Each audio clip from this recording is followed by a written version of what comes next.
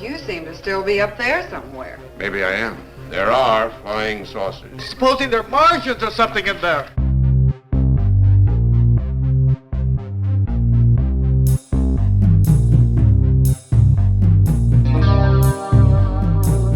Hey guys, welcome back to another Weird Wednesday. I'm Asherz, and this is...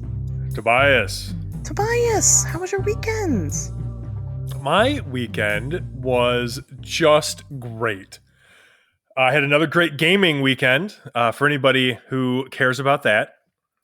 Played some Traveler, the seminal hard science fiction game, and then I ran some Castles and Crusades, and it was a lot of fun, and I really, really enjoyed it. In paranormal events that people might care about, we were able to submit the foreword for Richard Estep and my upcoming Mothman book for Llewellyn Publishing, written by none other than Mr. David Weatherly. So that's exciting. David's a great dude. I can't imagine anybody more knowledgeable to write that foreword, and he's a hell of a writer too. So I had a chance to read it before we sent it off to the publisher, and I fucking loved it. So all in all, a lot of good things happening. Wow, that is pretty exciting. I agree. David Weatherly is a gem, right? Is what people say. He is a gem. I'm looking forward to the Van Meter Visitor Festival this year. So I've been invited to speak at that, and I know Chad Lewis is usually there. I'm sure he'll be there. David Weatherly is normally there. I hope Kevin Nelson is there this year. He wasn't there last year, but he is also like a regular attendee. And so I see Chad fairly regularly, and like we interact online and stuff, but I never get a chance to hang out with these other guys.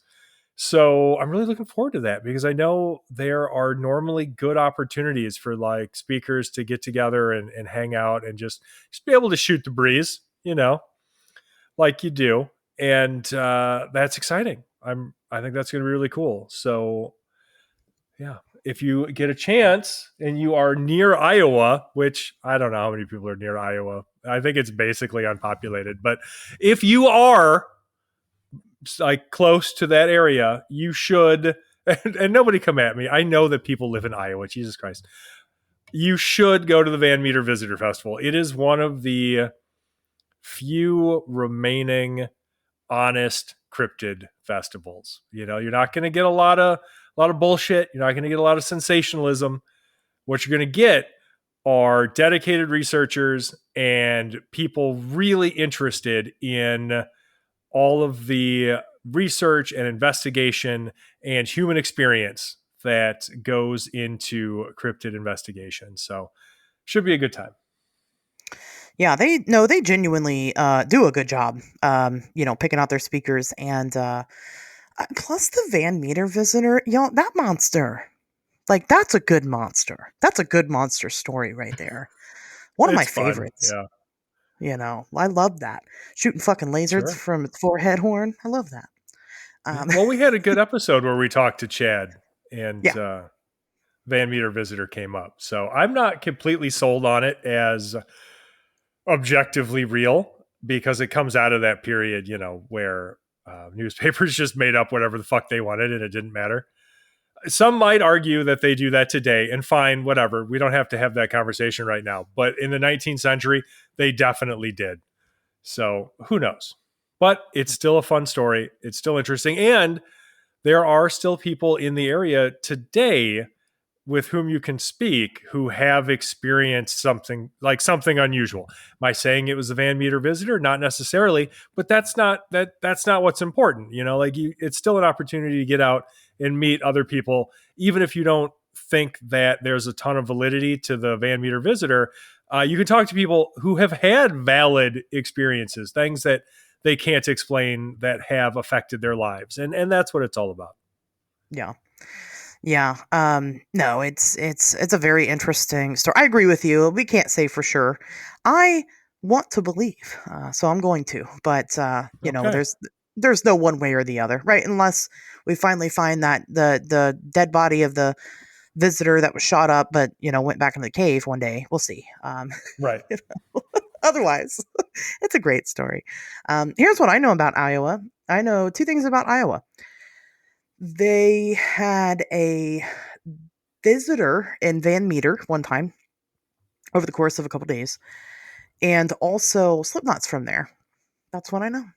So Oh, well, some today Iowa I facts, learned right? Slipknot's from Iowa.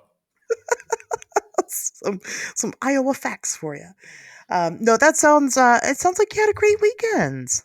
Yeah, no complaints. I'm sure it will pale in comparison to your weekend, though. Oh man, I did a lot of cool stuff. I went to the doctor. That was cool. Uh, Sweet. got my blood work done. It's awful, but my doctor hasn't called me about it, so that's good. Okay. It's either good or it could be good, could be really bad. Yeah, They don't have the heart to tell you whatever's going on. I No, know. I'm sure that's not it.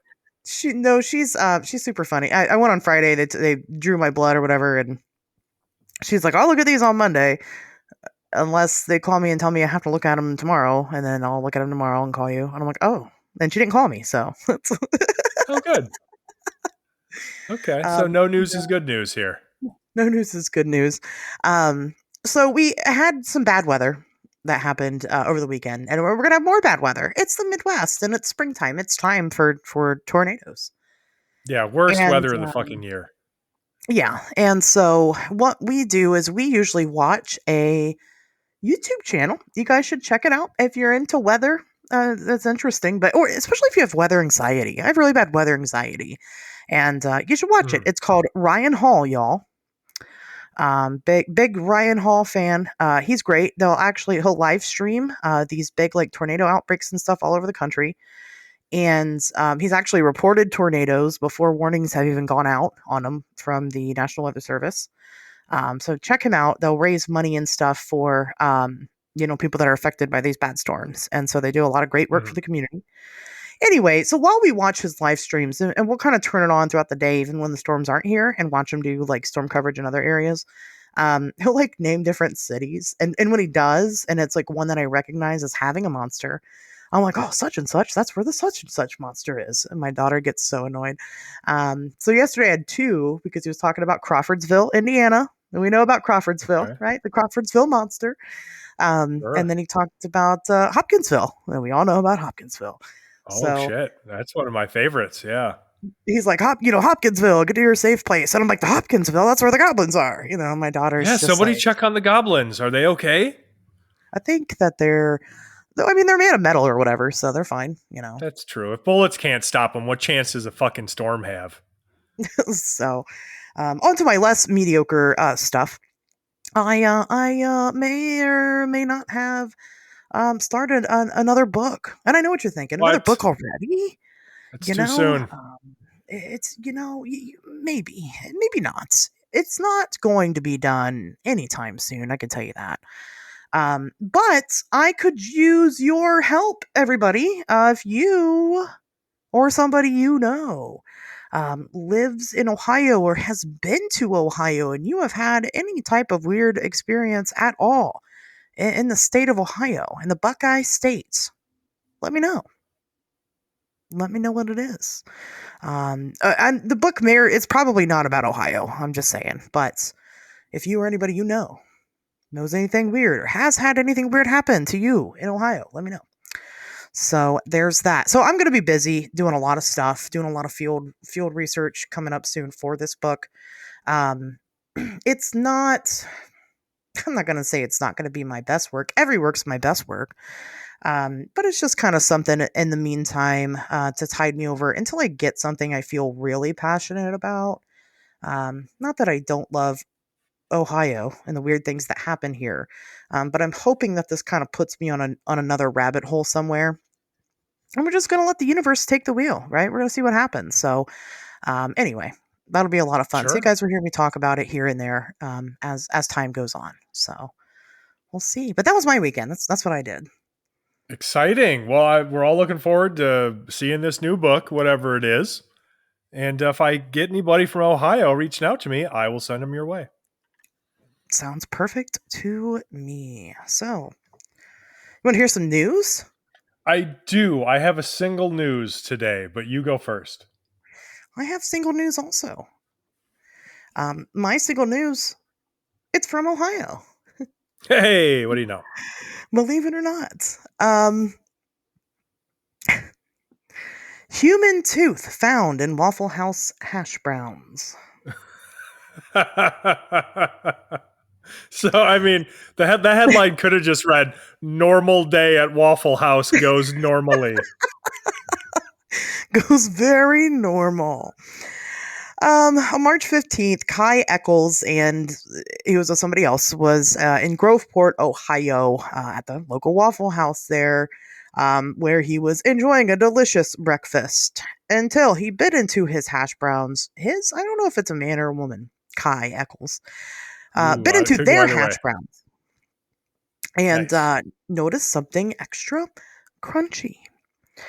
First, of course, they thought it might have just been a fry bit or maybe a piece of griddle. Waffle House, they cook everything right there on the one stove, so Yeah. anything could be mixed in. And when they pulled the object out, they noticed that it was, in fact, a human tooth and not their own. Not their Well, own that's human. good, Is I it? guess. No, I don't know. Here's What's my worse? question. Okay, can a human tooth be chewed up by other human teeth? Like, could you just chew up a human tooth? Like, what would give first? Is it the unstoppable force meeting the immovable object? I have to know. Could I Oh, chew up a God. tooth if I had to?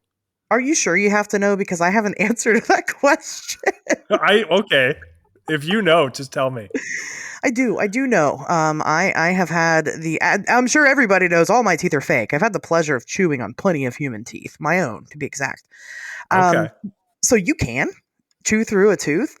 If it's broken off already because it was already not doing great, then it's already kind of softer and hollow on the inside Oh, because it's rotted. okay. But if you chew on that tooth with your bad teeth, then all you're going to do is break your bad teeth. So, like, you can definitely cause damage to your good teeth by chewing on your bad tooth, but you can bite through it. Okay. That sounds like a It's mixed bag. I'm going to try it's to what avoid I it. imagine chewing on porcelain would be like. Like it's Right. possible, but you don't want to. We soften it up first a little bit if you can. Yeah, Okay. right. Like You're boil right. it for a while. I don't know. So it is possible. Awful. If you have Whose tooth healthy was teeth. it? So anyway, Yeah. yes, back to the story.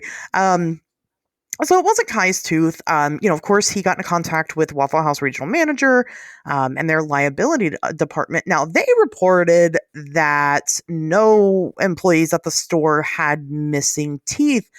And you know what? I take issue with that. This is Waffle House. That is a lie. Now, whether or not they lost teeth that day, Sure. fine. But come on. Don't lie to our fucking faces. Right. I'm just saying. And they don't know, but they think that, because of that, it may have come from the distribution center. So the jury's out on whose tooth it is. They're talking about DNA testing it. Because, of course, we've had instances before and more extreme ones where people have put parts into food, in order to catch a lawsuit. The Wendy's chili finger comes to mind. I'm sure you all know about the Wendy's chili finger. Wendy's chili finger sounds like a video that you should not open at work. I can only imagine. Wendy's chili finger. But I'll give you the quick rundown. Somebody found a human finger in their Wendy's chili. It turned out to be somebody that the person knew's finger. They were alive. This was a scheme. That's Sure. and apparently So people, stupid. especially in Ohio, people's body parts just go missing all the time. We reported a story back. This was the beginning of last year, where locally to me somebody found a fucking finger in a Walmart parking lot, and to this day they've never located the owner of said finger. Wonderful. Isn't that fucking It's crazy. So the tooth may not ever, we may never find the culprit, but I think they're going to at least test it, make sure it's not Kai's, but Kai could have brought it in. And I'm not victim blaming here. I'm just saying there's lots of possibilities. But if Right. they didn't bring it in, how fucking horrifying is that? Ugh. Gross. I don't want somebody else's loose tooth in my mouth. No. So, No. yeah. Ever. I mean, that's, you don't There even are want very your own few loose situations. in your mouth. It's terrible. Right. It's always like, oh no, that's my tooth. It's not a good. Just loose But teeth in your mouth. Doesn't matter whose they are. You don't want them. and then like you pull it, and I will say, like you pull your tooth out. I know this is horrifying for a lot of people because this shit, this is nightmare fuel for me back when I had teeth. I don't have those problems anymore. But you pull it out and you're like, what do I do with it now? Do I just throw it away? Like, it feels weird to just throw it away. Should I bury it? Is that wrong? Carve a little tombstone for it, put it in the backyard. Yeah. Because what do you do with your tooth? You never thought you would be without it, and here you are. It's an That's interesting so this person pulled their tooth out, or took it out of their mouth and had to make some type of conscious decision with what to do with it. And they thought, this bag of hash browns looks promising. I think my tooth would to be buried there. Maybe it just fell out and into the hash browns. And they're like, well, look, I either have to redo all these hash browns, and I'm already missing a tooth, so my day's ruined because of that. I don't want it to be double ruined. Or we just pretend like nothing happened and just keep going. How do you even, even if it came from, how do you investigate this? You go through all the people working the line at the fucking distribution center and the hash brown line, and you fucking check all their mouths. Probably. And then what? The ones that do have missing teeth, because tons of people have missing teeth. It's America. They're working at the fucking Waffle House distribution center. They don't got good health care. So That's what do they true. do then? They got like 30 people now, and they're like, well, DNA test all of them. How do you, I guess they would have to. It's that or face a lawsuit, right? Well, even then, I think it's still their fault. I don't know. It's a crazy story. I thought it was a lot of fun, and I thought you guys might enjoy it, and I thought it was weird, so. It is weird. I think the health department would get involved and they would be the ones doing the testing. I doubt Waffle House cares enough to do it. Yeah. But, the government probably does. So I would imagine they would get involved and they would just go from there. So I look forward to probably never getting any resolution on this story because these stories never fucking do. So we'll probably never find out whose tooth this was. But if we do, that would be really interesting. And I would love to know. So keep us updated. We were talking about how terrible that would be to have someone else's tooth in your mouth. I would be both sad and also a little excited because here's the thing. Like, yes, I just chomped down on someone else's tooth and that's disgusting, but it's over now. And now I get a decent payday. Okay. So, I always say that. I'm not one of those lucky people that can just have a lawsuit over anything. So I'd be kind of excited. Like, oh, good. Finally, How much does that pay, you think, to get somebody else's tooth in your hash browns? You got your tooth in my hash brown. I don't know. They'll probably settle out of court, right? So they'll probably sue for like, I don't know, $500,000. And even that's like not, it's crazy because like, yes, I would love $500,000, but like that doesn't get you far nowadays. It's not quit your job money. I wish it was, but it's not. It's not. But it could be life-changing money, depending on what kind of life you got, but not quite quit your job money. Could pay my mortgage off. That'd be nice. What would, because you go and you talk to a lawyer and you and your lawyer kind of decide, how much it's for. Right. How much would it be worth to you to have gone through that psychologically damning process? $1 billion. I need $1 billion minimum. But then they're going to try to settle out of court, and you should settle out of court. So they're going to be like, we can give you $500,000. I'm sorry, half a billion rather. Sounds good because I just fucking tricked them. I went way higher than I thought was reasonable, and then settled for something that, is still way more than I wanted. And that is quit your job money. So. Oh, absolutely. $1 million, I would consider it. Okay. $2 or $3 million. Okay. $3 million for sure. I could invest and just live off of that for the rest of my life easily. So that absolutely just would be straight up quit my fucking job money. But it sucks. Like less than that, you want $1 million to be so much fucking money. And it's a lot of fucking money. But in the grand scheme of things, it's not take care of you for the rest of your life money. Right. You still have to have some kind of income. It would be amazing, don't get me wrong, to have all of my debt paid off and the house is paid off, car payment, all that shit. Not have to worry about it. I could do that for, way less than $1 million. Sure. And that would change my life, but I still wouldn't be able to quit my job. No. Well, because you still want to do stuff too. Like buy food. Well, I mean, because you could still buy food, very, very frugally and stuff. But if you won that kind of money in a settlement, you would want to live a little lavishly. I don't think there's anything absurd about that at all. Sure. If you didn't quit your job, then you could never cook your food ever again, probably. That would be cool. I would. This is the most boring thing imaginable, but this is exactly what I should do. And after the level of boring that I'm about to come at you with, we're going to have to move on to the next story to get something more exciting. But I would pay off all my debt. So mortgage, car, any remaining student loans, all that fun stuff. And then, hear me out, I would invest the rest of it in mutual funds through a Roth IRA account. Yeah. Oh, yeah. Wow. And then I would retire in style in a few decades. Wow. All the... That's my dream. All the yuppies that listen to the show, because there's so many of them, they just creamed right in their pants. They're like, oh. I'm sorry. I'm at the age now. I'm at the point in my life where I'm just I have to seriously think about how the rest of it's going to play out. And yeah, aggressively paying off debt and continuing to fund a decent nest egg for retirement. These are the biggest deals for me, at least economically. It's important. Don't ignore that shit, people. You do not want to wait. The best time to start saving for your retirement was when you turned 18. The second best time is now. So yeah, get it done. You're not wrong. Well, go ahead. You give us your news this week. Okay, this is way more exciting than my fatherly fucking advice about saving for your retirement.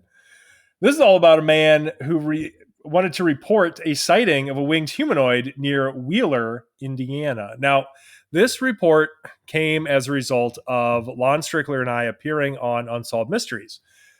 So those are continuing to trickle in. And if you want to hear the ones that we received directly from Unsolved Mysteries, because they were reported to the show after our appearance on it, then you should sign up for our Patreon over at patreon.com/Wednesdays Talk. And you can hear me reading those. But for now, I'm going to read this one. So this originally came in to Lon, and then he shared it with me. And he gave these witnesses my contact info, but I haven't heard from them yet. I do know who they are because Lon and I share a lot of information. So I was given these witnesses' names so I could verify identities and things like that. Anyway, allow me to read the report. I don't think it'll take a ton of time. So, starts off. I recently watched Unsolved Mysteries, The Mothman Revisited, and became interested in the sightings. I recalled an incident in the summer of 2005 that may fall under the category of this winged humanoid. My brother and his family lived in a more rural setting than myself in Wheeler, Indiana at the end of North Street. Oftentimes, I would spend a Saturday evening with him and his family relaxing under the many stars I never saw being closer to the city. He waxes poetic a little bit in here. I don't know. Just bear with me. All right. Anyway, It was tranquil and quiet, and the sky at night was lit up like fireworks with stars. I think that's the last one, but I'll try to skip them if I see any more. All right. One evening in July 2005, as it was approaching 11 p.m. or so, we were talking, and out of nowhere, an enormous bird/owl/thing came off the roof of his 3-car garage and flew over us. As I looked up to the starlit sky, it was completely blacked out by this thing, and the sound of wings in the air could be heard. The flapping sound was very loud, deep, and slow, unlike the sound of feathered wings. My sister-in-law ran into the house, but I strained to see what it was. It had an enormous wingspan. Its full silhouette was just massive, maybe 15 or more feet across from wingtip to wingtip, and the thin body was about 6 feet long. I remember thinking, that's too big for a bird, even an owl. I didn't see legs, but there was a long, thin, tapered tail. There was an off and on reddish glow near the end of the head, even though there was no distinguishable head. My brother came out asking what all the fuss was that his wife was yelling at him to go see. I explained what I saw, and he knows I am not a fabricator. I say what I saw. He said, and I quote, "Hell of a time for me to go to the head, huh? I missed it." My brother and sister-in-law no longer live at the location. So, to this day, when I'm out at night, I look up a whole lot more. This world has unexplained events everywhere. So, that actually, I think, is a compilation of a couple of different emails that Lon received, because he told me that he had put, I think, 2 or 3 of them together and just sort of formed the report out of that, which is not unusual. You know, you might have a conversation through email with somebody, and you'll just take the results of that conversation and you can put it together. I usually do it a little differently. Like, I'll present them separately as quotes, but I don't find it particularly unusual or unprofessional or anything to do it this way. I think it's basically fine. So, I mean, that's pretty much his story. Now, he did want Lon to talk to his sister-in-law too, and Lon did. And he told me that, he was able to speak with her, and that she basically confirmed everything that the original witness had said about the incident and didn't really add any additional details. So it wasn't necessarily worth publishing her full report as well, since they were basically identical. So interesting stuff. It being in Indiana kind of puts it, well, and Wheeler, Indiana is just south of Gary. It's like southeast of Gary. And so that puts it firmly within like Lake Michigan Mothman territory, as far as where the other sightings are being reported. So interesting stuff. I don't know. What do you think? Yeah, I mean, I don't like the whole wax poetic thing. If you're writing a fucking report, people, just write it. It doesn't have to be creative nonfiction. We don't care. You know what I mean? Like, I'm not trying to rag on this guy. I'm sure he's a nice guy, but we don't need you to add anything. Just the facts, please. Yeah, and I mean, also, though, I probably have a bias, right? A lot of these stories we hear from people, it's like, well, I saw the creature and it was about 6 feet tall. And, just because somebody has a different cadence doesn't mean that they're not credible. Of course. In either direction, right? So, I mean, that part is interesting, but I suppose he describes what most people tend to describe, when they're talking about something like this. I like how he called it a thing. I always find that bit interesting, where they kind of struggle to really describe it. Instead of him just being like, I saw the Mothman. You know what I mean? Like, he does attempt to describe it in some way and struggles to find the words to really describe what he'd seen. That seems credible to me. Very interesting. Do you know how old this guy is? I don't remember off the top of my head, but I could certainly find out. I'm going to guess not super young, because this was in 2005. Yeah. Keep in mind that was 20 fucking years ago. Yeah. Yeah. Just, I don't know. Like I said, the way it was typed out, it just seemed cringy. So right. No, I agree. And the thing is, it is It has all of the hallmarks of an otherwise credible report. There's just a couple moments where it's like, I get it. Like, you're trying to make this more readable. Like, you're trying to do this sort of creative nonfiction exercise. But you just can't when it comes to writing out in experience. Like, less is more in terms of flowery language and like poetic prose. Like, we just don't fucking need it. So please don't. Yeah. Imagine that you're like reporting symptoms to your doctor or testimony to a judge, right? It doesn't need to be flowery. You see, doctor, when I bend my knee, it burns with the power of 1,000 suns. Like, no, that's not fucking useful. Yeah, your doctor's gonna be like, okay. So like, all right, dude, well, don't fucking do that then, I guess. They're like, well, if you had said 999 suns, I wouldn't have taken this as seriously, but right. 1,000 suns, you say. By Thor's hammer. Yeah, no, I just, come on. Then I will grab my notepad and I will write you a mighty script.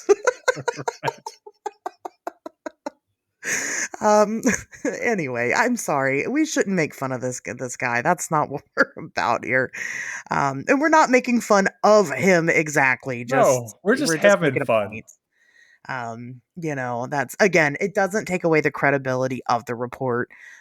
It could though. And, some people, it's going to rub them the wrong way. But it does have all the typical hallmarks of, man, there's a certain word and I just learned it and now I forgot it already, but we'll go with hallmarks of a winged humanoid sighting. Sure. So I completely agree. So just to be totally clear, we're not making fun of this guy. I think based off of this report that he is reporting in authentic experience. I just think that sometimes people kind of feel this pressure to, jazz up stuff a little bit, or not even jazz it up, because that makes it sound like they're making something up. It's almost like they try too hard to convey the power of these experiences. And so they use extra sort of flowery language, and it's just not necessary. You don't need to do it. Yeah, absolutely. No, I agree. But either way, good newsing. Yes, excellent newsing all around. Got some tasty hash brown flavored news. Tooth flavored news. Some tooth flavored. Got a little extra calcium with your news today. Oh, God. Okay, so before we get into the topic, I want to put kind of a disclaimer at the head of this episode. You guys already know what you're getting into today, I'm sure. At least you have some type of idea of what you're getting into, right? We're going to be talking about the missing 411. And before we really get into it, first and foremost, there's a lot of things that we can say because opinion, and we have the right to free speech. I don't hate David Paulides. And I know you guys already think you know where this is going to go, right? I'm going to say that all the cases are complete bullshit and there's nothing there and yada, yada, yada. That's not going to be the point of this. I don't hate David Paulides. I don't know David Paulides, right? I can't say that he's a horrible human being or anything like that. But I have some questions, right? And there's a big difference between disliking somebody and questioning them. And you're going to hear some of those questions over the course of this episode. And I encourage you all. I've met David Paulides before. And I've said it on the show publicly. I'll tell you, it took me a long time to even get to talk to him because the person that was in front of me, he genuinely took his time with this person. And that's not something that you see a lot, especially with these quote unquote bigger names in this community. You see a lot of, hey, how you doing? Okay, get out of my line. He did not do that. He would have sat there all day with that person willingly if that's what they wanted to do. I'll give that to him. But when I talked to him, he really wanted me to buy something from him. Even though I was interested in a book, he didn't have any of those and insisted repeatedly that I buy the movie instead. that he had with him. That kind of left a bad taste in my mouth, but whatever. I get it. He wants to make money. I understand. Weird things happen all around the world. But I feel like this community has a big need to put things together in boxes that they don't necessarily belong together. And I don't fault anybody for attempting to do that. I know I certainly have done that before. I do it now, and I'll do it and change it again later, right? We're always trying to seek patterns in the stuff that we investigate. Because without those patterns, then we can't replicate what's going on. It's very important in science to be able to replicate these things. So I get it. But sometimes we're looking at shit that just isn't there, and we need kind of an outside source to step in and go, hey, that's not there. Again, I already hear your moans and groans, but I like the missing 411. I think there's something to it, and that's fine. You're entitled to your opinion. What we do on the show, though, is share the facts with some opinion in there. But especially this episode, we are going to share the facts with you. And you can take that information and you can do with it what you will. But that's what we're about here. Yeah, it's fun, and we're going to have fun, and it's going to be fucking hilarious. But again, the most important part is sharing the facts, especially concerning missing people. These are real people, actual people who have either died, are presumed dead, or had an unfortunate set of circumstances either way. And we need to keep that into account and respect the people that we're discussing. Did I leave anything out? Can I stop disclosing now? Disclaiming, I guess I should say. Yeah, no, I think that's fine. I wish that most of that could go unsaid, but you're right. This field tends to, this field has a real proclivity towards forming cults of personality. Yes. And whether or not the person around which they are forming is aware of them or supports or endorses them is completely irrelevant to their actual existence. And this is no different. So, it's another example, I think, of just me wishing that people could leave their emotions, like just set them aside, set aside what you want to believe, and look at what actually exists. Like, look at what we actually reasonably know, and then form an opinion off of that. Because I got to tell you, it's not as though I don't entertain a myriad of possibilities. Of course I do. We both do. Even in cases like this, and of course we'll get into it once we actually start discussing the missing 411 cases. Of course, I leave my mind open for any kind of potential paranormal or otherworldly or unusual explanation. Of course I do. But there's an ocean of fucking difference between having an open mind and being willing to allow for relatively, in some cases, extremely unlikely possibilities, and actually endorsing those as reality, right? There's also a world of difference between being interested in a tragedy and exploiting that tragedy to pursue an agenda. And that's a distinction that we've brought up before. And I really want people to pay very close fucking attention to that. If you don't know the difference, fucking learn it fast, because it's important. Yeah, absolutely. So with that in mind, what is the missing 411? So, David Paulides, ex-cop David Paulides, should we call him ex-cop, retired cop? No, it's ex-cop, right? That's what we're going to say. Yeah, I think. Sure. Why not? Previous police officer, Paulides. Is that how you say his name anyway, Paulides? That's how I say it. That's how I'm saying it. Do it. Paulides says that he had been speaking with a search and rescue worker at one point in time. And during the talk with the search and rescue worker, he was kind of baffled. Somebody that did search and rescue in national parks mostly. He was baffled that the person had mentioned that in search and rescue, typically the search only lasts anywhere between 7 to 15 days. And then if they don't find the person, they kind of just lock it all in a vault, and then it becomes a cold case, and then that's that. He claims that he thought that this was just really absurd and didn't really understand why that was the case. So we started looking into, these missing persons cases, and of course, fascinated in general with all these missing people. We've all heard all these statistics before about how many people go missing every single year, and how many people go missing in national parks every single year. And so, as he started digging up these cases, he started having some questions about said cases, and that's where he started cataloging his research into these cases and writing the Missing 411 books. Most of the information that he gets about these cases come from local newspaper reports. He even goes as far as to referencing those very newspapers where he claims to get this information from in the books. So it all seems very, very well thought out and very well researched.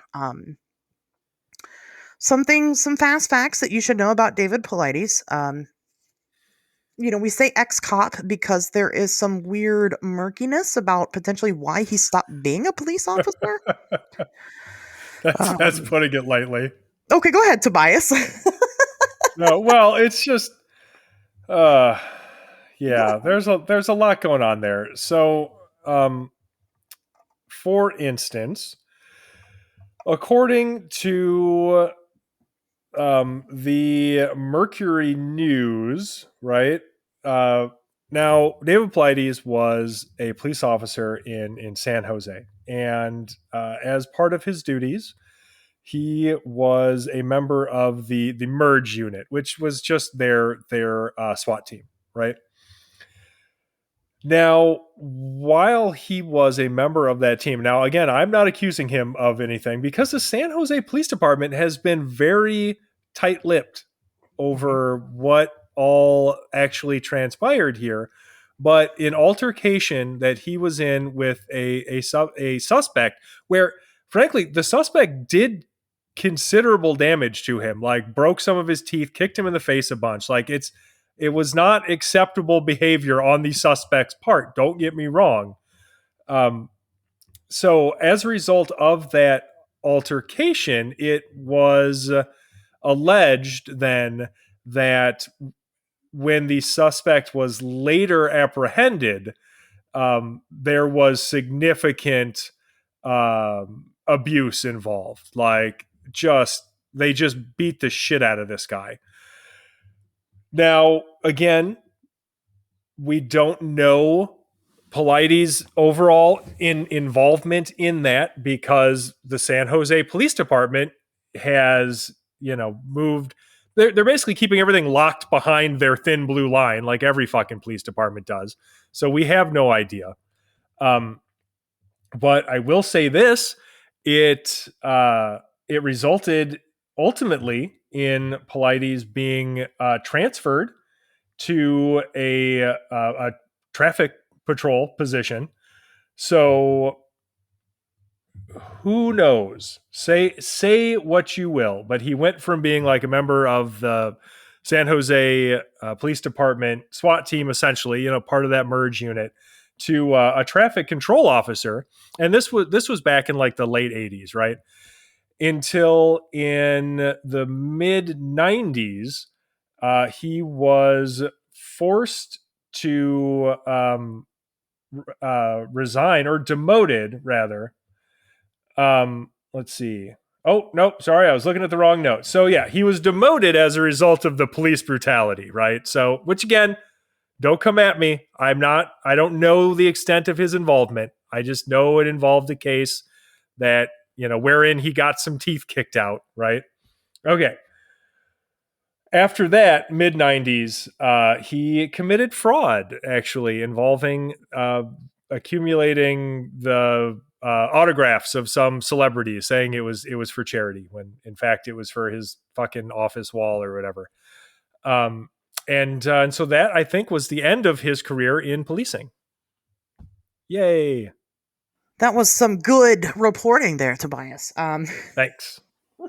But you forgot my favorite part, and I'm sorry. I have to fucking Oh mention no, it. I I had to. guess when he was also a police officer, one of the things that he would do is he would go to like a video. It was like a video store. It wasn't like a theater. It was like an adult store that he would go to, and in that adult store, you could go and feed quarters into this machine and watch porn, specifically gay porn. And so Paulides would go and hang out at this little kind of gay porn theater and a little, weird store, and wait for gay men to approach him and solicit him in some type of way, and then would arrest them. And this was a huge problem, and it was something that was talked about a lot in different in different LGBTQ positive publications, because they had this random police officer that were going around arresting these people, sometimes for prostitution, but just for other things like obscenity and solicitation and public indecency and things like that. So it was really kind of unethical. Now, Paulides probably wasn't the only police officer doing that at this time. Let's keep that in mind. But and of course, people then took issue with the fact that he was using tax dollars to pay for gay porn at the video store. And I just can't get over the fact that it was this man's fucking job to go and watch gay porn 4 hours at a time and then try to rope gay men into flirting with him. Like, that is fucking bizarre to me. I don't know. Anyway, I had to mention that. Right. But people name him by name in these old publications, these old articles, way before David Paulides was missing 411 guy. They're talking about him. So do with that what you will. Again, this is the 80s, so it wasn't just him doing this, but my God, man. No, although that sounds like a dream job. That sounds like the easiest job in the world. I'm just going to say it. He has seen more buttholes getting stuffed than you and I combined, I'm sure. I imagine, yes. Than anybody listening to the show. That is a very interesting. If I were him, I would wear that like a badge. Like, Sure. you know how many things I've seen inside of someone's asshole? A lot of them. Sometimes multiple at once. But that's him. So anyway, I just had to share that with the world because I feel like nobody ever talks about that. And I don't know why. It's that's a fun fact for you. So I don't know how fun it is, but it's super fun. sure. It's fun for me. Did you have fun? Yeah, it is. With it? It is pretty fun. It's a shameful time in America's history, but God, because that has, like, we've made it through that. We can look back and laugh. That's fine. I'm just saying, if you come to my house, okay, say you come over and you're like, hey, I brought a bunch of cocaine. You want to do it? And I'm like, fuck yeah, dude. Let's do some coke. That's sweet. And we start doing coke together. And then you fucking stand up and arrest me in my own goddamn house when you walked into my fucking house and you brought me cocaine. Like, that's some bullshit. Yeah. That's some, like, yes, I was doing coke. I get it. But what the fuck, man? It's not fun. That's what I'm getting at. But yeah, it's not. But that's essentially what he did, right? He went into the gay man's porn theater and played the porn, and then everybody else got in trouble. That's not fair. It's not fair. If he wasn't so hot and sexy to gay men in the 80s, then it wouldn't have ever been a problem. It's his own fault, right? Did he? Yeah, did he consider shaving that mustache that made him so attractive? Probably not. Probably not. Look at that thing. Jesus, I'm surprised they can keep their pants on. So already, David Paulides has some questionable ethical behavior going on here, right? I mean, but hey, maybe you're like, oh, it was a different time, right? Different time, sure, okay. So To top off the icing on the whole cake here, and this is something that I definitely wanted to research a little bit more, but I just didn't. A week is not long enough, you guys. It's really not. But I guess he had some type of involvement with the Erickson project, which, if you don't know what that is, back in like the late 2000s, so 2000, probably 2008 or so, the started, probably before that. There was a Bigfoot genome project where there was a private citizen paying scientists to sequence alleged Bigfoot DNA, which sounds really awesome. And I was so excited for at the time that it was all happening. But then the paper actually came out, and it all ended up being basically a bunch of bullshit, and it's very sad. So a big issue there. Some people to this day still very much support the Erickson project and its findings. However, no credible scientist has ever backed it. And I know what you guys are saying. Oh, but Melba Ketchum, she's the one that heated the whole thing. I get that. But she's also talking about, I mean, she's also writing Bigfoot romance novels now. You know what I mean? Like, so she's talking about how they're the Nephilim. Take that how you will, I suppose. I think you know how I'm going to take it. Take it like that guy in that porn that David Paulides watched in the 80s. That's right. I'm just saying, that mustache. How could any man resist? Like, I'm straight as an arrow, and I want to cuddle up to it. Just saying. Yeah, there's no way that any gay dude in the 80s could resist that. It's not fair. No, it's not. It's not. So I don't think I have anything else to speak about as far as David Paulides' character goes at the moment. You guys can kind of make up your own opinions based off of your interactions with him and whatever. Therefore, these are just, again, the facts. So, okay. Facts. David Paulides goes on to start writing these books, and while he has never really came out and said what he believes is going on here, he definitely paints a picture in the cases that he shares, and we're kind of going to get into that. So with the missing 411, we'll kind of get to some of the theories a little later on, but again, here's the facts. First case we're going to talk about today is the Jackie Copeland case. So Jackie Copeland, and on May 14th in 1950, is a 2.5-year-old boy. Okay. He is with his family on an oil well property where his father was employed to do repairs. So they're at the oil well property. It's in the middle of the woods. Jackie's mom is preparing a picnic while his father continues to do his job. While Jackie's mom is preparing the lunch, Jackie's sister notifies her mother that Jackie is missing. And a huge search takes place. And tons of people came out to help this search. And they're searching high and low, and they're struggling to find the kid. Well, eventually, one of the searchers was also an oil well property repairman, I guess. And he had a job to do in the area, so he would kind of, help search in between doing his job. Well, he decides, hey guys, I got to take off. I got to go work on my thing. And they're like, yeah, cool, no problem. So he goes and he's working on his thing. But when he gets to the well house where the job was located, guess who he found? He found Jackie. Was it David Paulides? It was David Paulides. Jackie. He was there. He was watching gay porn. Right? Surprise! You want to come in and watch some gay porn? Look at my stash. I'm totally gay. You can tell. Right? And he was like, well, hot dog. Anyway. Getting hot in here. Look out. Whew.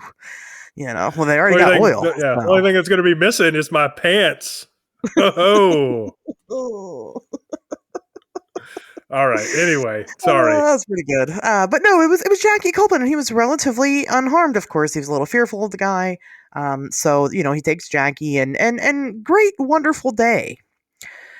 So David in his books claims that he got this information from a Logansport Press newspaper article after the boy had been found and interviewed. He says that the little boy reported that he ended up being missing. He ended up, running off because he had encountered a creature that was peeking at him from behind the tree, a dark, scary creature. And that the creature took him, led him off into the woods, and he talks about kind of these adventures that they had gone on. David Paulides claims that the child was found in the very center of swampland, which would have been impossible for Jackie to get to himself. As a 2.5-year-old child, not impossible for, say, a 6-7 foot tall creature to get to, mammal. He specifies. Sure. And that's But where not things a get weird. Bigfoot. But not a Bigfoot. No, just mammal. He does call it a mammal. Right. How would you know? Right, like So a hairy humanoid that's not a Bigfoot, guys. Just so we're clear. Yeah, sorry. Anyway, there's going to be a lot of that, like this episode. Listen, I'm just saying, I don't think David Paulides can confirm whether or not Bigfoot has a cloaca. I mean, I know that we've already established it's a tiny dog wiener, but there's also still the cloaca possibility, and that's my favorite so That's far. true. So, So female Bigfoot have a cloaca. I'll allow it. Yeah. Fuck it. Why not? Sure. why not? So anyway, going back to the facts here.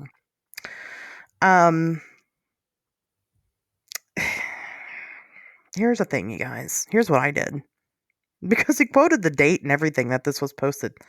Such a mistake. DP. This is what people call him, DP. Of course they do. DP? Do they know what that means? Oh yeah, they do, and that's why they call him that. I'm just kidding. I don't think they know what that means, and I don't think that's why they call him that. But people call David Paulides DP, so I'm going to call him DP too. Sounds like a I cool just name. assumed that was a leftover nickname from like all the gay porn stings in the 80s. Oh, it's this cool hip nickname. Yeah, DP. He has a resource, and that's awesome. When you are writing a book, you should always cite your sources. Absolutely. Oh yeah. That's what that's where you get your credibility. But I think he didn't bet that people would check out this source, because Ashley Hilt, went and read that newspaper article myself, and David Paulides got a really big. He made a big he made a big mistake, big boo boo on his research. Okay. Let me tell you what that article actually says. What it says is the gentleman, his name is Lance something. I can't pronounce his last name. He's the one that found Jackie Copeland. What he said was that when he arrived to the property, he saw a strange creature peeking out from behind a tree and decided to go investigate. And when he went to go investigate this strange creature and came upon it, he realized that it was a dirty Jackie Copeland. Jackie Copeland never said anything about a creature. Ever. This was just kind of a fun way for the newspaper to write the story, or either for Lance to tell the story. I think he was just kind of emphasizing the fact that Jackie was like obviously disheveled and dirty and, things like that. Yeah. Another thing, which I have no idea why I omitted the location, but you can find it. Google Jackie Copeland missing. You can find out where this took place. You can look at it yourself. There's no swampland in the area. It's all completely dry. And what? Yeah, all completely dry. And the area that he was found in is accessible from the original property, to where he was found by road. Like there's a road there. So he's not just like traversing the wilderness. And being 2.5 years old, he probably didn't say all that about a creature and this, that, and the other. He was 2.5. And even if he did, he's 2.5. You know what I mean? Like kids have a big imagination. But I couldn't find anything else where Jackie himself is explaining some type of crazy adventure he went on with a big buddy. Like that is nowhere. And so David Paulides took this quote and totally just like worked it into the story. It's so weird. It's such a weird lie. I don't know. And I guess you could defend it by going, maybe he was tired, right? And he just kind of misread it. I don't know. I guess. But the unfortunate part, and what we're going to find out today, is that this happens over and over and over again. So. Yeah, that's also not how writing books is supposed to work. Like if I just put a bunch of like made up stuff into a book, and then was like, sorry guys, I was really tired, and I don't do 2 takes. So once I have written a chapter, it is a written, okay? So too fucking bad if I make something up. No, that's of course not. That's you should catch that shit. So what it sounds like, let me throw a hypothetical at you. Let's say that you didn't want to necessarily say that something paranormal was behind something, but you didn't want to get locked into an explanation, but you still wanted money from people who believe in the paranormal. What would you do? Well, something I might do is just try to seed enough mystery into what I'm doing to not, to not have a visible agenda, but certainly to ask this question, almost like ask it so subtly that people may not even realize I'm doing it. But just ask the question, could this be a Bigfoot? Hey, I'm just asking questions. I didn't say it was a Bigfoot. I'm asking questions. Just asking questions. But, like for real, it's probably a Bigfoot. Like that kind of shit. Because that's the vibe I get from that story. You know what I mean? Like, come on. It's just who are you crapping? It's such a. I mean, I just can't. I'd like to say I'm surprised that he did it, but I've worked in this field long enough that I'm not. It's very unfortunate, and again, you could be like, well, but people make mistakes as human, but guys. That's not the case here, unfortunately. And again, this is all information that you can read yourself. You can read his books and you can go and cite his sources. You can go check his sources and see that he just straight up lied. And that's a fact. It's not my opinion. It's not a skeptical take. Like, that is a fact. That's the way it is. This discrepancy is a fact. We don't know for sure his motivation. We don't know his motivation. You're right. Right. You're right. Which is why I just like throw out hypotheticals. That's probably a better idea. Moving on. We'll go on to our next case. This is Eloise Lindsay. Okay. So Eloise Lindsay in Table Rock State Park in South Carolina on November 5th of 1989, 22-year-old Eloise was hiking through the area. She had hiked often. She had anticipated hiking for a 7-day stretch and actually had plans to come back on the 8th day with a friend or family or whomever. However, she reports that on the 3rd day, she had started being followed by a group of men that were after her. So she runs off the trail to try to avoid them, and she went missing for 16 days. Wasn't found until 16 days later. So now this one I'm going to assume is totally accurate, because if anybody is qualified to write about being chased by a group of men, it has to be David Paulides. Fair enough. Well, DP, goes on to kind of question what was going on. He says Eloise failed to give a description of said men, and quoted her mother at some point, where her mother stated that, Eloise didn't really want to talk to the press because she had, quote, seen something and didn't want people to know what she had seen. But, here's the thing. He also goes on to talk about, the concept of the wild man and things like that, kind of ties it in there. But Eloise did get interviewed by the press, and Eloise mentions seeing these men who were using equipment to try to find her. They were using walkie-talkies, they were using dogs, they were using tracking devices, they were fucking riding around on goddamn electric scooters or whatever. They had boats. These weren't wild men by any means, okay? And also, considering she was talking about all of this, she was talking about helicopters in the sky, chasing her down. Eloise was more than most likely having some type of psychotic episode, you guys. And that's what happened, and it happens. But of course, David says, because she didn't want to talk about it, even though she talked about it a lot. It's got to be wild men, hairy wild men. But he didn't say that it was. He's just saying that she didn't say what it was. But again, she did. So I'm just asking questions. All right. Could it have been Bigfoot flying a helicopter? Hey, I'm asking questions. All right. Your answers are your business. Yeah. We see this shit in cryptozoology all the time. All the time. But they've domesticated dogs and they have walkie-talkies. That's pretty advanced. I mean, so I get why the government's covering them up. Sure. It was more likely that what she was experiencing, again, like I said, was a psychotic episode. These were actually probably search parties. I mean, there probably were men chasing her in the woods, but they were search parties looking for her. And she didn't realize that. She thought it was something else.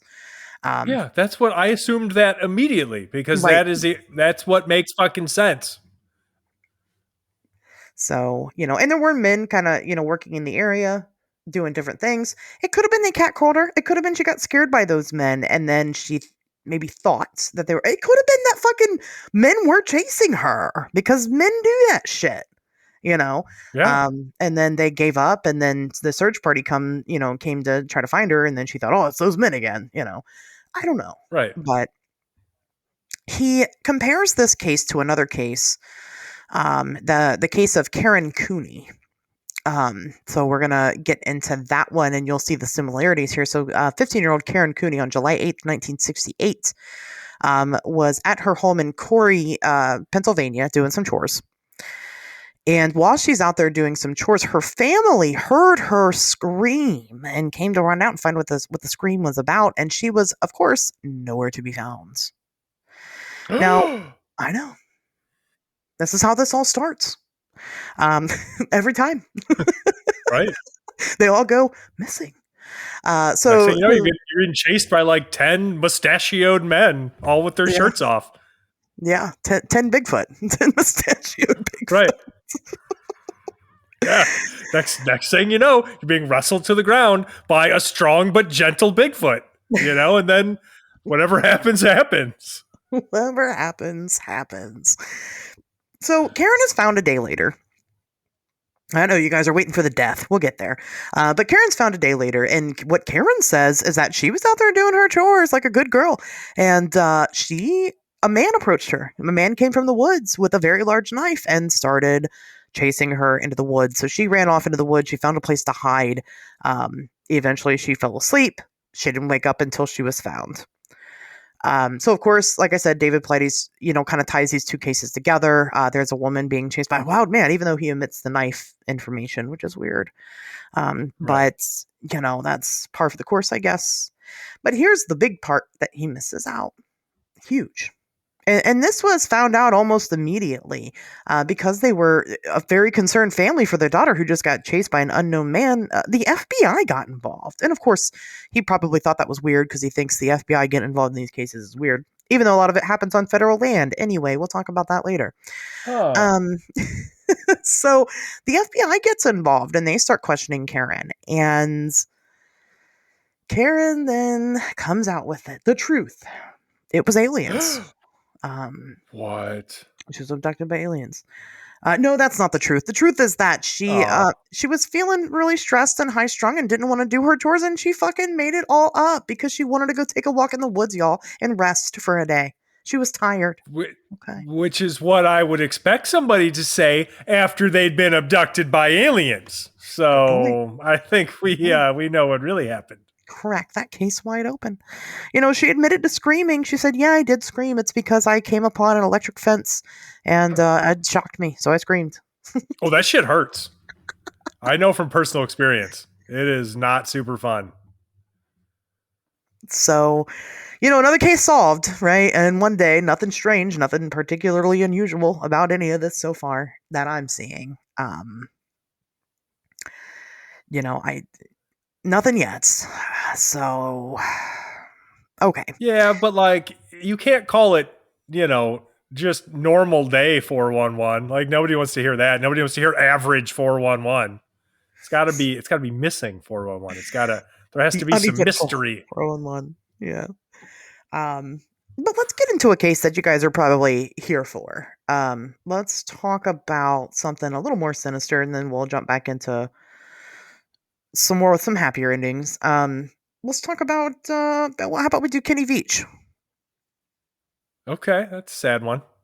Um, we covered Kenny Veach in his M cave back in an earlier episode. If you guys want to check that out to a higher extent, but we'll kind of mention it here because it does tend to fit the criteria of what David. I don't know if David Paulides ever talks about Kenny Veach specifically, but of course, I a don't lot of know. people. It gets. Oh, Oh, go ahead. yeah. I was just saying it gets folded into this subject a lot by It people. does. So Yeah, a lot of people ship it together. They ship it. They're like, "What's missing 401?" it's true. Tobias, you want to go over the fast facts about Kenny Veach? Oh, sure. So all the way back in November 10th of 2014, outdoorsman and YouTuber Kenny Veach disappeared in the desert. He was near Nellis Air Force Base in Nevada. So this was part of a series of videos that he said he was making, and as part of that project, he had said that during one of his incursions into the desert, he'd said he had encountered this mysterious cave with with a mouth shaped sort of like an M, and that's how he could remember it. So he tells this story online. He doesn't have any evidence, so people are like, whatever, you're making this shit up. And he's like, no, I'll prove it. I will prove it. I'm going to go out there. I'm going to find it. So he goes out there, he records a video, doesn't find anything, or at least he doesn't find that cave. And he's like, God damn it. All right, I'm going to come back. I'm going to stay even longer. And then I'm really going to find it. And he goes and he disappears. And his cell phone eventually is found by like this old abandoned mine shaft. But what's interesting beyond that is he never brought his video camera. So his video camera was left at home. So that led people that know him to speculate that he wanted to disappear, that he either had committed suicide quite tragically, or that he had adopted another identity and just vanished, and nobody has seen him since. Either way, it's not particularly paranormal. And if it wasn't for, I think, the public's imagination, if it wasn't for the public imagination's association of the Nevada desert and especially the area surrounding Nellis Air Force Base with UFOs and UFO culture and conspiracies, I don't think that anybody would have made that connection. I don't think it would be a big deal in that specific way. Obviously, it's a big deal anytime somebody goes missing. But I don't think that people would have made all of those connections with it. But yeah, anyway, whatever. Go back and listen to our episode. We get way more in depth about it. But that's Kenny Veach. Yeah. A little bit more mysterious because we don't have Kenny Veach to be like, here, this is what happened. But mostly because it's still unsolved. He's still missing. No body was found. Yeah. Ever. Still. Yeah, he's never been found. So and even if he was at this point, it would just be bones. We would really have no way of knowing exactly what happened to him. However, I mean, part of investigating this stuff, and I don't mean like investigating the paranormal, I just mean forensic investigation is to just kind of piece pieces together this person's life to try to make sense of what happened. But hey, I don't know. Maybe he'll be found with his bones with some bite marks. Maybe he'll have been found alive in a state of fugue. I don't know. Weirder things have happened. You never know. I'm hoping for fugue, right? I'm rolling for fugue. But a lot of people put it together. Some people claim that the M cave, of course, people have gone looking for it. Nobody's found it to this day. Some people claim that the M cave is some type of maybe government facility, maybe UFO base, maybe this, maybe that. Who knows? Until someone finds it, and there's plenty of people who think they have found it and it's sealed up or whatever. But until there's definitive proof of anything, we don't know shit about shit. True. I would even go as far to say we don't know shit about fuck. We don't know shit about fuck. Yeah, Yeah. exactly. Sorry, that just is what it is. It is what it is. But okay, truly an interesting case. It was interesting enough for us to do an episode on it. So yes, it is. It is a really interesting case. Getting into the next case we'll cover here. This is the story of Kevin Dye. So Kevin Dye on July 18th, 1971, 9-year-old Wyoming boy. He was out at a cabin in Wyoming with his family. He was playing ping pong when he hit the ball. Somebody hit the ball and the ball went off into the trees. Kevin went to go retrieve the ball and then did not return. Oh boy. A search had begun for Kevin, and while some of the searchers actually said that they saw Kevin, and when they would encounter Kevin, he would run away. So one of the things that they did, of course, was they left food out for him. They'd come back, somebody had taken the food. They had actually found some structures in the area that were like made of sticks and stones. Potentially Bigfoot. some type of. We know Bigfoot do that. So they know that Bigfoot does that. Concerned about that, and eventually they do find the boy. After 11 days, they find him in pretty much a very exhausted state. He was laying in the ground. He had lost 20 pounds at that point. 20 pounds at 9 is a Jesus. Significant difference. And the doctor that found him said, oh yeah, he definitely couldn't have been one taking the food, because he lost all this weight. David Paulides himself says that after the boy was found, he refused to tell anyone about what had happened during his missing time in the woods. Well, let me ask you something, Davey. Can I call you Davey? DP, please. DP. Mr. DP. How is a 9-year-old boy who has a mental disability that makes him nonverbal supposed to verbalize about what happened to him in the woods? Oh, you didn't mention that part. Interesting. God damn it. You got me again. I thought there was a mystery here. I know.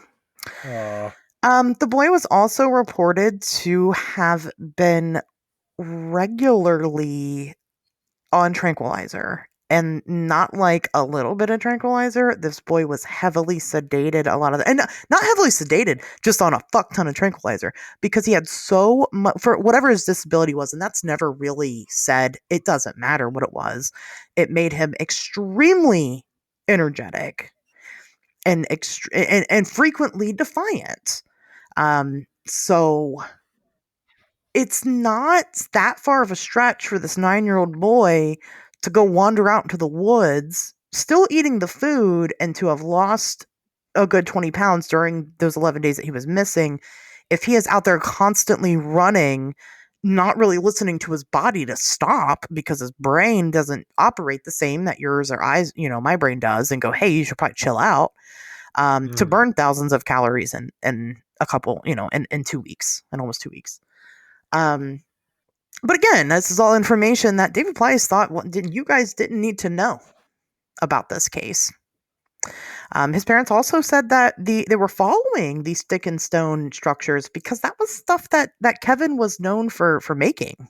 Like that was just kind of a thing he did. Which in like cases of like autism, which at the time, I don't know if autism was really a thing in 71. Definitely wasn't a thing like it is now, right? That we talk about it, right? But like stacking, like it existed, yeah, for sure, yeah. And I'm not trying to diagnose the boy. I don't know, but like stacking, like that's definitely a clear cut sign of autism. Are we sure that he wasn't a Bigfoot?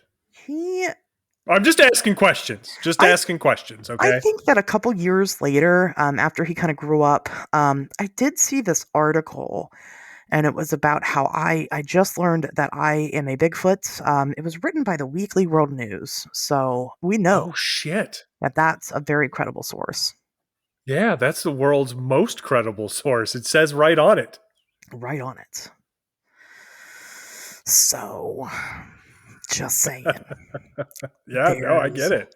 There's that I mean, there's nothing else to say there, folks. It's just when you just don't place all the information out there, I'm sure it can seem very mysterious.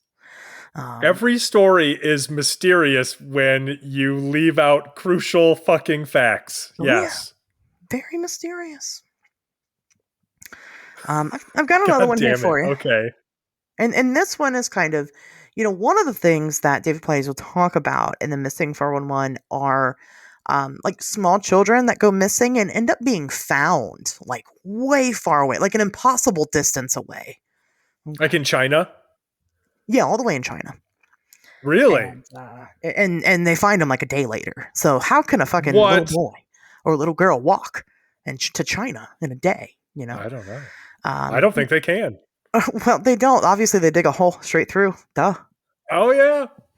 You could do that in a day. We gave up after like 2 hours. That was. It takes Bugs Bunny like 10 seconds. Right. So yeah. So, obviously. But that is one of the pieces here. One of the criteria that some people meet is that they're found just way far away in impossible places. One such case. This is Jack Hodges. Jack. On December 29th, 1956, he was 7 years old at the time. Was with his family in Seligman. I'm going to say Seligman, Arizona. Okay. He took his dog out for a walk. Him and his dog went and went for a walk. And a couple hours later, the dog returns, but there was no Jack. I mean, at least the dog returned. I know, a good boy, right? Oh no! Yeah. As a parent, I'd have been like, "Oh, good, whew, the dog's here." The dog's way harder to find, probably. You guys ready to go home now? Or yeah, I'm just kidding. But the dog returned. Obviously, that sent off red flags because Jack wasn't with them. Yeah. 2 days later, Jack is found at the top of Mount Floyd, which, according to David Paulides, is 50 miles away. So the boy covered 50 miles in 2 days. A 7-year-old boy. Wow. So,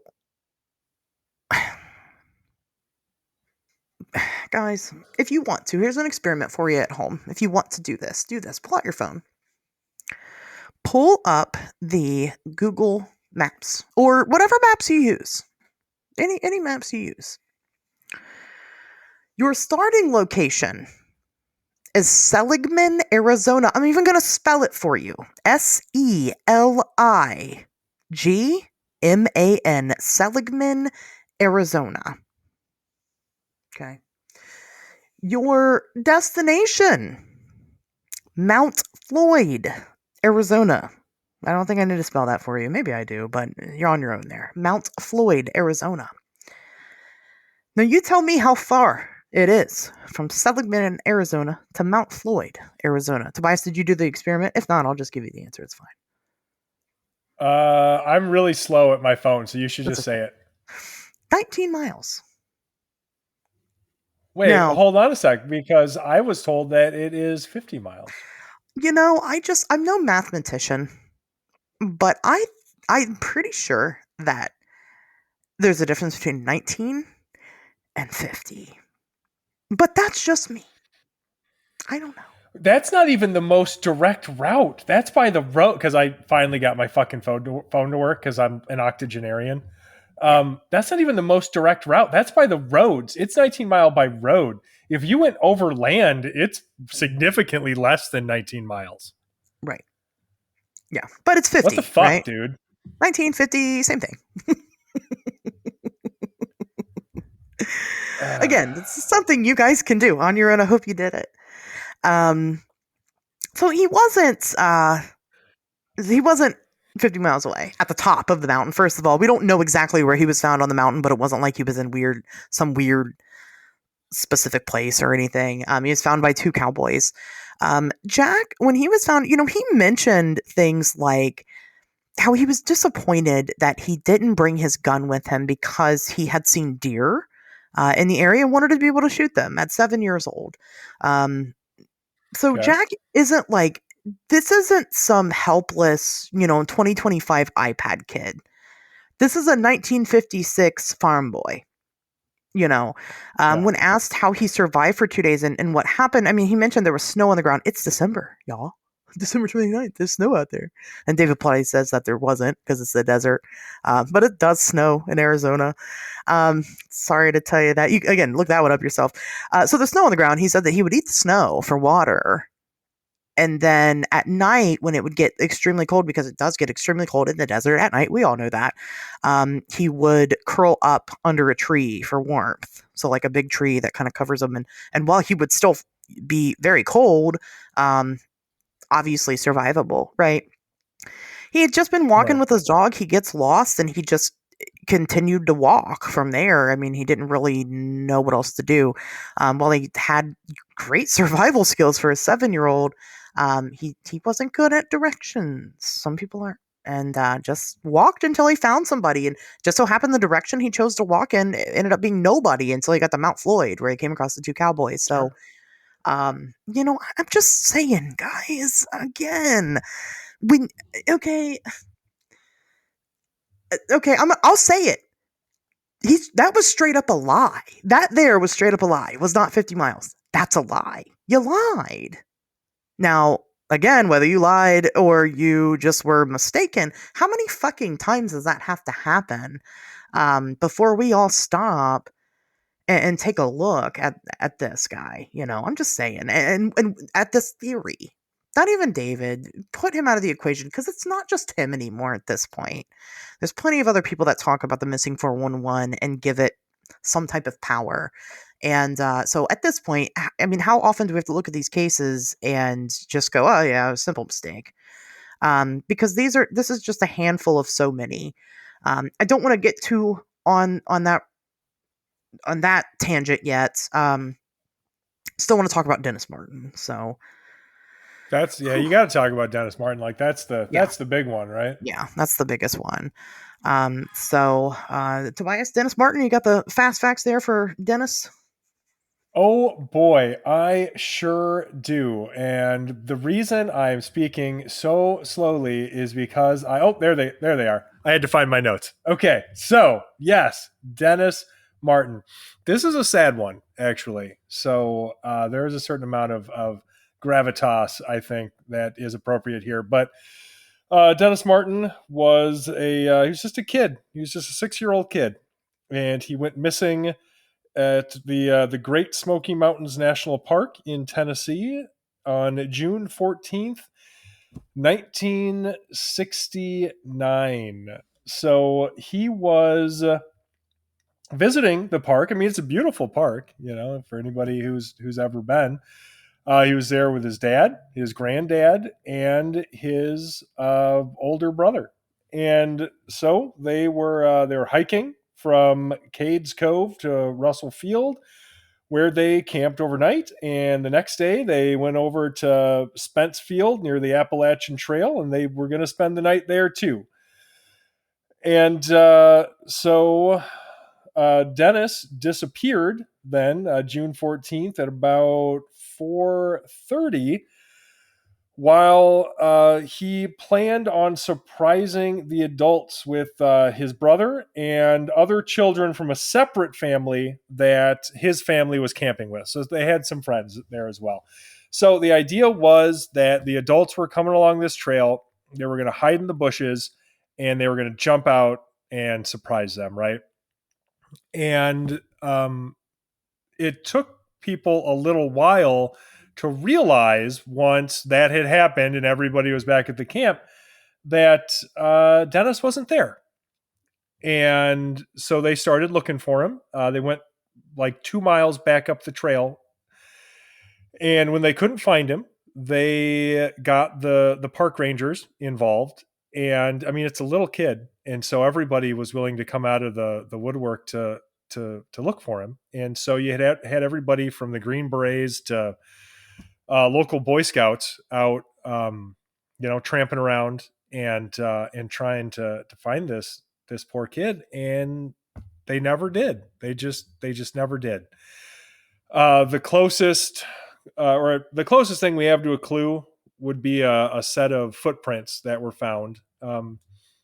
Now, before I get into that, evidence was scant because there was a huge rainstorm the first day of their search, and that impeded their efforts considerably, and it would have washed away, much of the evidence. But there was one set of footprints that was found, and they were from a kid, and they showed somebody with one shoe on and one shoe off.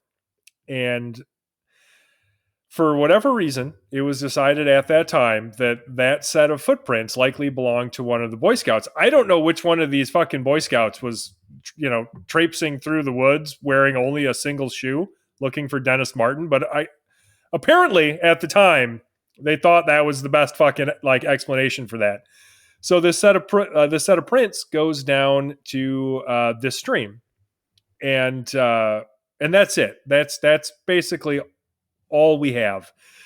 And for, again, whatever fucking reason, this case has become one of the most popular and retold missing 411 reports, cases, whatever. And it boggles my mind for a couple of reasons, like the first and foremost being that, nature is inherently dangerous. People don't realize it. We have conquered enough of our environment where we're not often threatened by the wilderness. But the reality of it is, just even where I go hiking, like I look off trail and it is obvious. Like for instance, if we were out hiking in the Kettle Moraine State Forest or something, there's a lot of those fucking trails where if you were to fall off that trail, I could walk right past you. And if for whatever reason you're incapable of making some kind of noise, I would never find you. Like you just would not be found. Oh yeah. It's definitely a fucking thing. In this case, I think those footprints are very telling. And I'm going to throw out a hypothetical here.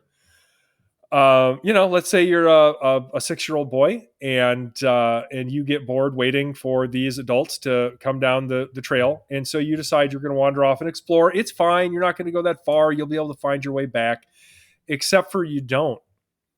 And instead you find this stream, maybe you're playing in it. Maybe at this point you've been wandering so long, you've lost a shoe and you're just thirsty and you don't realize that the stream is a little deeper than you thought, the current's a little stronger than you thought, and you fall in and you have a tragic accident, and that's the end of your life. And then the next day it rains and that stream swells and that current picks up even more and you're washed away and your family never gets to know whatever happened to you.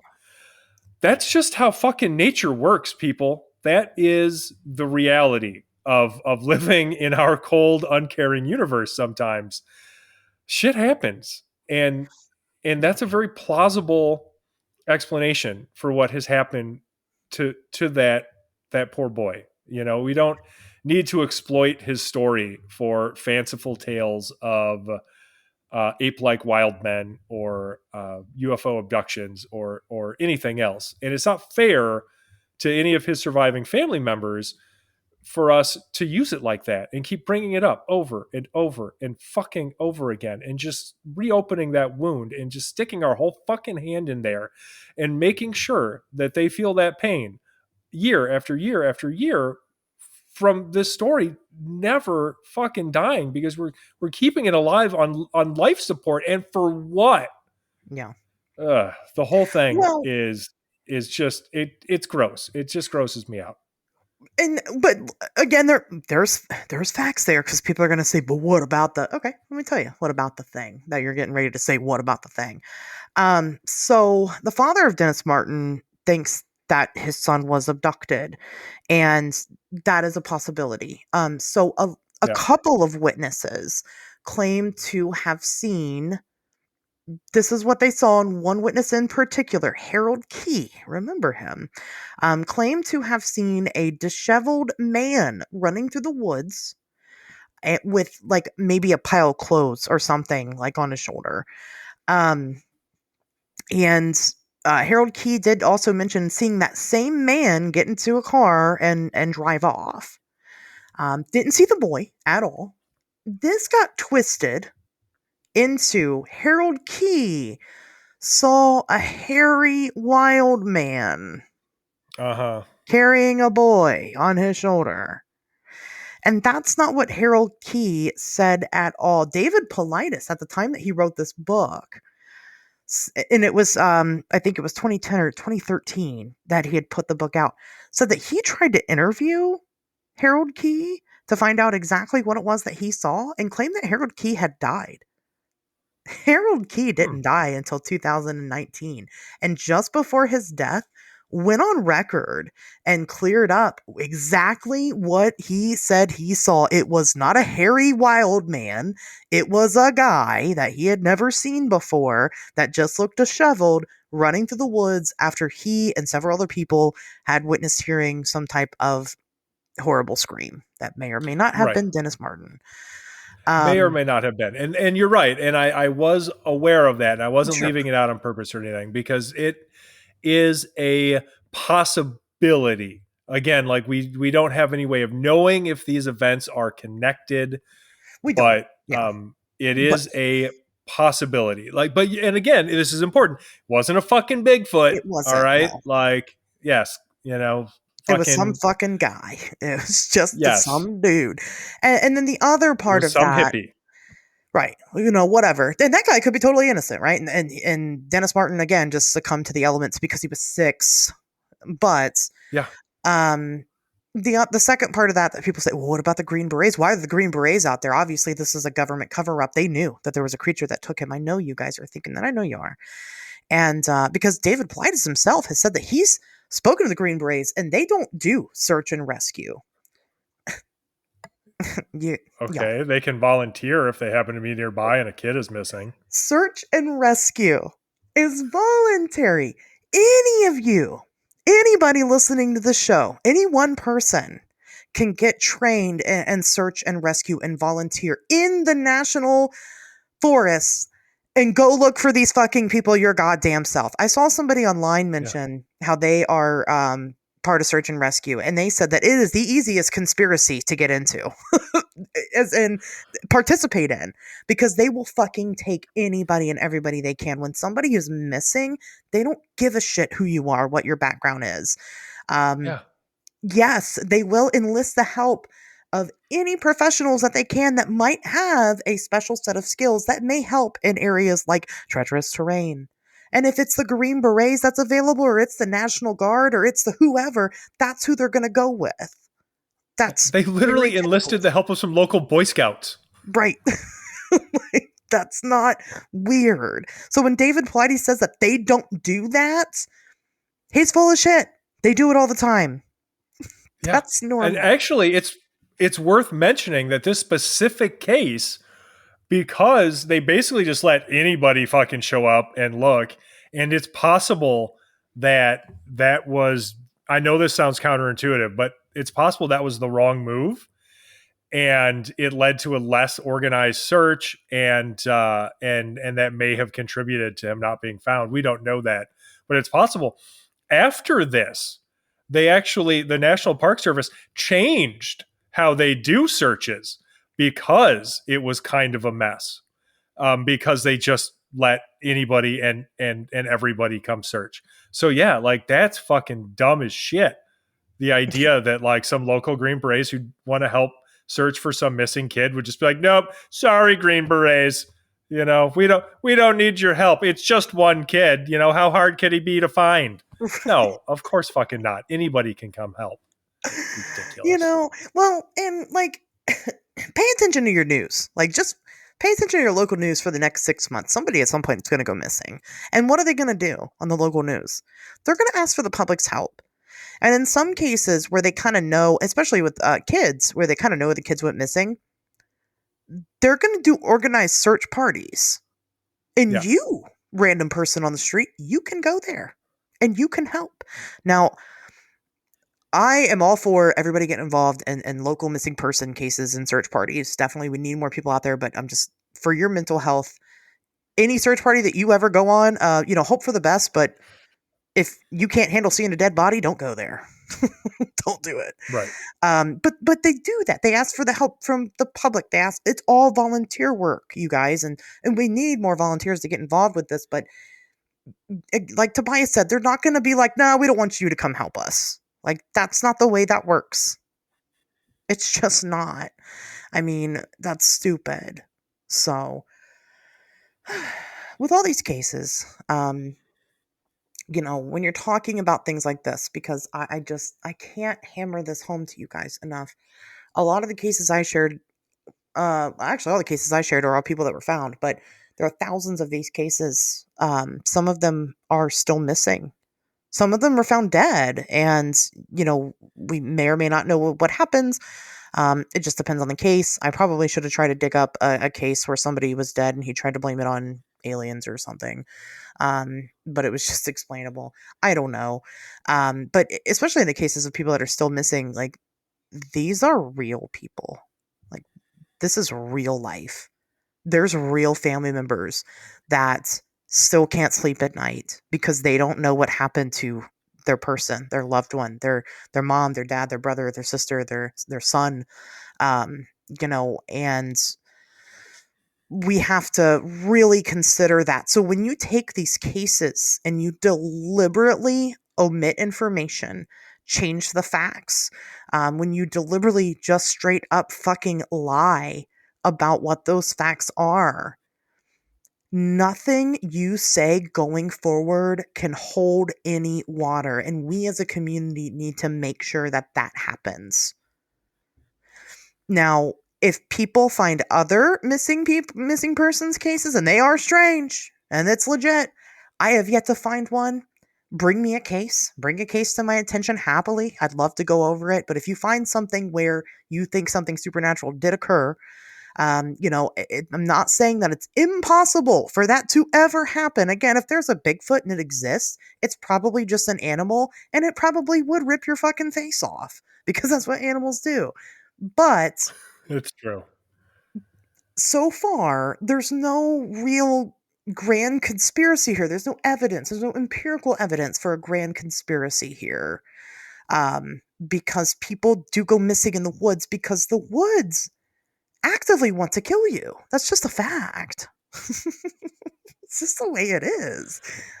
It's so easy to make a simple mistake and die out there. And especially when it comes to ego, when you go out there with all the confidence in the world thinking that you can't be one of them, you're going to have a bad time probably. This stuff happens all the time and it's very simple circumstances. There are whole TV shows made about people surviving these extenuating circumstances because of something so simple that happened. Outdoorsmen, people that hunt, people that are out there all the time. These aren't just like college kids going out and making stupid decisions, even though sometimes it is, right? It's just human error. But even experienced people go out into the woods and shit happens to them. And thankfully, again, most of these TV shows, they survive and they live to tell their crazy story. But it does happen. And there doesn't seem to be any weird coincidences going on around these cases, except for they all have one thing in common. They went missing at some point, and that's just not specific enough for anything. Yeah. No, I mean, you're absolutely right. And I endorse that perspective completely. I feel bad sometimes because I feel like there is a tendency, or at least maybe recently, for me to focus on the negative aspects of Fortiana, or the investigation thereof, right? And maybe there's just something in the air right now where I am constantly reminded of everything that sucks and needs to be fixed before people are going to actually take this seriously. But I just want people to understand, like, the reason that I care so fucking much is because I have experienced some of this for myself. And I've spoken to dozens and dozens of people who have experienced something for themselves. And that shit matters.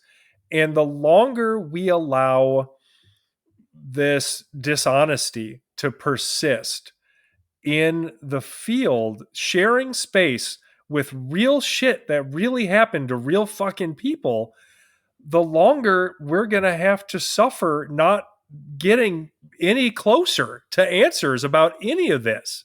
Like, you can't see through muddy water, people. We got to unmuddy these fucking waters. It's that simple. Yeah.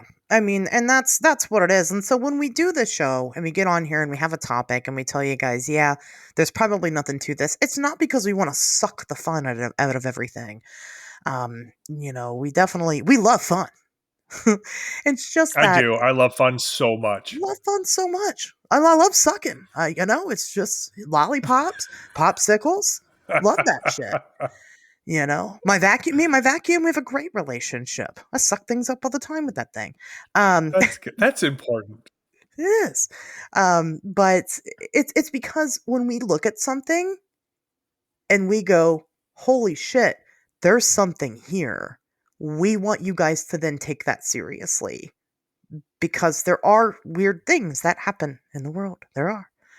We know. We've experienced them. It's not to just be a fucking Debbie Downer. Like, it's not to get to feel almighty and egotistical. Like, I'll be honest with you guys have no idea. This stuff makes me feel like shit a lot. It does. I don't feel good about having to call people out. Like, I don't like that. Because when I got into this, I was just like everybody else, and I was very fresh and new, and I thought everything was so cool. And don't meet your heroes. Don't do it.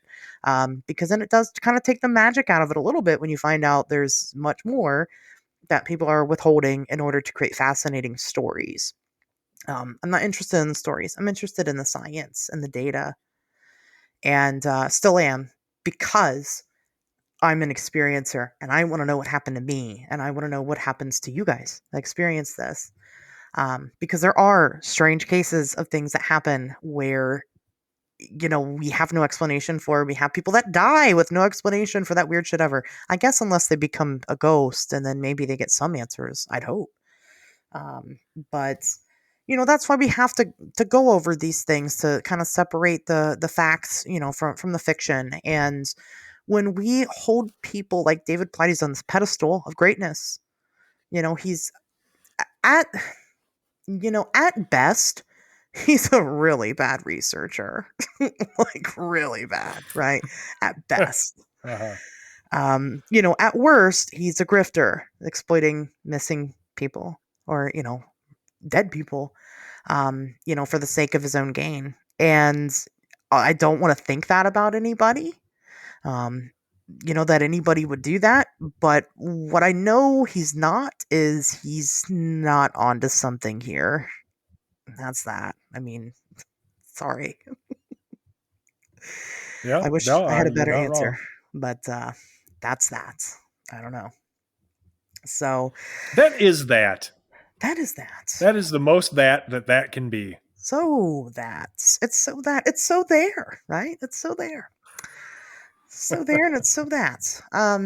It took a long time for I can't speak for Tobias, but for me to comfortably do this episode, because I didn't want to get on here with emotion and go, oh yeah, it's all bullshit. When I had first started looking into the missing 411, actually, it's because I knew about the Dennis Martin case before I was interested in this stuff. I knew of the Dennis Martin case from a true crime perspective. And when I had gotten into the field and started researching more, of course, those two worlds kind of collided, and I saw people talking about the Dennis Martin case as a potential Bigfoot abductee or whatever, and got into it, and I knew those facts. And so when I started digging into it a bit more, I went, oh, okay, it's all bullshit. I mean, immediately based off of just Dennis Martin, it's all bullshit. And that, right away, I don't want to look into it anymore. Well, how can you be a good investigator if you don't thoroughly investigate? Because I didn't have to. I had my answer. Didn't want to look into these cases further. Now, some of the cases I've crossed paths with in a different light, which are interesting for different reasons. Kenny Beach, right? It does happen. But I wanted to do this topic justice, and I didn't want to just get on here and just go, oh, it's all bullshit. Well, how do you know it's bullshit? I want to give you the facts. And so it took a long time for me to come up with this, and I think I'm happy with it. So. You should be. Yeah, I mean, you did a fantastic job, and I'm 100% there with you. This is one because I know how strongly there are. I know how strongly some people think about this or feel about this. I shouldn't say think. I don't want to use the word think in coordination with missing 411 too often.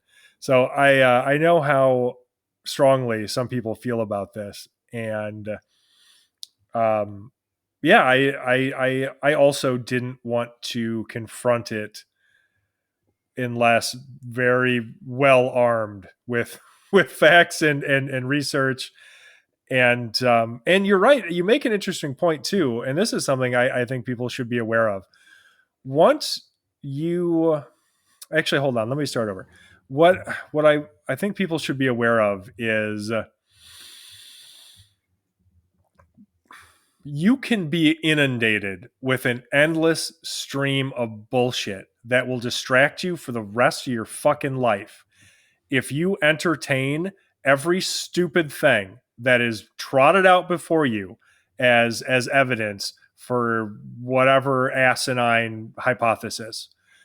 And so it's not, at a certain point, it's just not worth it to go, okay, well, I'm going to dig into every single missing 411 case when you have already researched a sufficient sample size and gone, oh, okay, well, facts are being misconstrued. Important information is being held back to make things seem more mysterious than they are. I'm not going to waste the rest of my time getting super into missing 411 when I have real shit to do. And that's a lot of this field because people will waste your time fucking endlessly forever trotting out bullshit story after bullshit story. And yeah, you can investigate them if you want, or you can go out and find something real and spend your time on that instead. Yeah. Yeah. I mean, because he's got so many books out, they're very expensive. There's thousands of cases. I'm not going case by case and finding all the original reports and newspaper articles just to debunk this guy. That doesn't sound fun to me. That's not why I do this. I'm not a debunker. I'm an investigator. There's nothing to investigate further. But that's why I, again, invite you guys to let us know that maybe there was something we overlooked because we're not going to go case by case. Maybe there's one that you got into specifically and you're like, well, yeah, this one actually is weird. Sure, bring it to our attention. And we can talk about that case by case. But does it mean that there's some grand conspiracy going on? Absolutely not. It doesn't. People can go missing under strange circumstances. It happens more than you'd like to think that it does. That's why we have, well, guess what? Investigators that investigate this stuff in a type of authoritarian setting, right? That's what we have this department. It's the Federal Bureau of Investigations that usually look into this type of thing. I know, right? It's weird.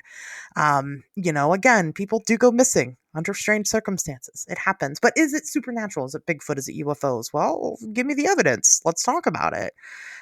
In this case, there was nothing about any of these cases that was even remotely weird, except for maybe kind of, but probably not Kenny Veach. I mean, that's really it. And that's only assuming that the M cave was even real at all. We don't even know. So, right. That's my opinion on it. It's not enough for me to completely write it off as not weird. But I'd say I'm about 98% sure that something explainable happened to the poor guy. And again, that doesn't leave a lot of room for wiggle room. And until and unless we find the M cave, that's where it's at. But everything else, completely explainable. Nothing at all about Bigfoot or UFOs or anything, really, at all. Nothing. Not even the woman that had a psychotic episode even mentioned Bigfoot. So, just saying. Nope. Oh, goodness. Tobias, do you have any final thoughts about the missing 411?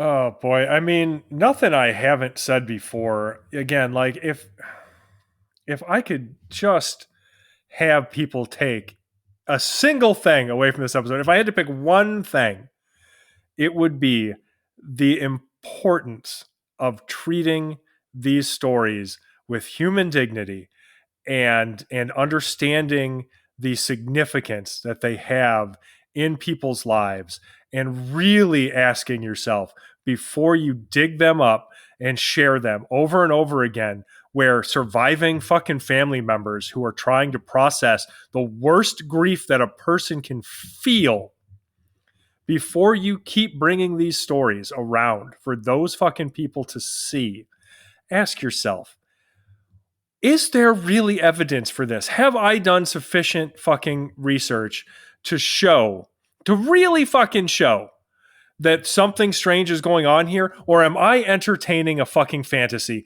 that I want to believe? Am I taking somebody else's word for this that is profiting off of it? Or have I actually done the fucking work to know if the wounds that I'm reopening for these fucking poor families is worth the pain that they have to suffer for you to use their dead kids as fucking fuel for your pet paranormal theories? Is that shit really fucking worth it? Is it? Just fucking ask yourself. God damn. Sorry, I got a little worked up there. But it's disgusting. Absolutely. I agree with you. It really is. It really is. And, guys, listen, at the bare minimum, if you go, well, but this is why I listen to podcasts, right? I don't want to be a researcher. I want to be a learner. Okay. I want to learn from you guys. Great. That's okay too. I get it. But vet your researchers a little bit, y'all. Do you really want to be taking credible reports from a guy who was spending his days watching gay porn all day, every day? I mean, I'm not saying that. I mean, kind of. Right. But if he was doing it leisurely, but he was doing it in sting operations. Is that honest? Huh? You think that guy? You think that's honest? That's not as cool. If he was just doing it for fun, he'd probably be a chill dude, but otherwise, no. Obviously that's the worst offense. It's not even the fraud, that he had, the autograph scam that he ran, or the potential, beatings that took place. Is that the type of person that you guys want to follow? Really? I mean, that's who you want to take this information from. Just a little bit of research goes such a long way. Again, I don't expect you to go through all of Missing 411 and pick apart all the cases. It's tedious. I know. I just did it. And after doing what I did 5 of them, I'm exhausted. I get that part. But at minimum, just try to be mindful about who you're following, where you're getting your information from. And if you can, double check that information is the best way to check it on your own. Which is why I wanted to do the fun little phone experiment. That's something you guys could do. It took less than 5 minutes to do, and you can see right then and there, bam, that wasn't true. And if that's all you take away from it, easier. But I mean, that's fact. I didn't make that up, like some people. I just had to do it yourself. I didn't hack your phone and make it look like it was something else. That's just a fact, y'all. So again, at the bare minimum, like I said, try to vet a little bit. If somebody that you value starts saying something and you're questioning it, don't be afraid to question it, because that's another part too. It's not like David Paulides hasn't been questioned about this stuff. He has. And he just completely dodges these questions. And if I had known at the time when I met him, I think I would have asked a little bit more. But I didn't know at the time, and I was doing the honest thing, and I was going to him first and trying to find information directly from the man. Introduced myself as a Fortean investigator in that area, let him know exactly who I was, that I wasn't just a fan coming to buy his books, that I really wanted to know. And he sold me a DVD, and I bought it. Ugh. I never watched it though. But I did buy it because I felt like I had to, because I'm nice. I get it. But that's what he did. He invited me to watch his DVD. Yuck. You know what I mean? That's really gross. When you come to my table and you want information about stuff, and if I genuinely, if I can't give you that information or talk to you right then and there, I'll give you my card. We can talk later, person to person, or I'll direct you to somebody who knows better. Like if somebody came up to me, like at Frogman Festival, somebody came up to me and they wanted to know what I thought about the Lake Michigan Mothman. I'd be like, well, my buddy right next to me, he's got a whole book about it. You should go buy it. It's true. Because yes, I want And you I to buy would my never t-shirt. force somebody to buy something either. No, right. You don't. I can't imagine. I mean, yes, I want you to buy my t-shirts and I want you to buy my book, but more than anything, I want you to learn. That's what matters to me. Yeah, And I'm happy just to talk to people. You don't have to right. buy my stuff if you don't want to. Yeah, you can Fine. just come talk. We're just excited that you'll listen to us. Right? I'm just happy to be here. Someone cares about the shit that I say. Wow, God, that's amazing. It never gets old. It really doesn't. And fuck, Tobias has been on TV to tell people what he thinks, and it still doesn't get old for him. It's So weird. I don't like watching myself. Anyway. Yeah. Well, with that being said, guys, again, if you have cases and you want to bring them to our attention, always open to talk. I'm not David Paulides. You don't have to come hunt me down at a con. You can just message me or whatever on Facebook. True. And, we'll talk about it. Maybe we'll cover it on the show sometime if it's interesting enough. Absolutely. Before I forget, like I did last episode, and apparently I did it this episode, our listener survey, it's still open. Go check that shit out. Go take our listener survey. Yeah. The link is in the description. If you guys can just take a few minutes, go tell us what you like about the show. Tell us what you don't like about the show. Tell us whatever you want to. Just go take the survey. It's quick and easy. It's free. It's anonymous. You want to take the survey. You want your voices to be heard, and we want to hear from you. So do that for us, and we will keep delivering rants and raves on the paranormal with some facts mixed in there and some jokes here and there. So with that being said, guys, we will see you back here next Wednesday.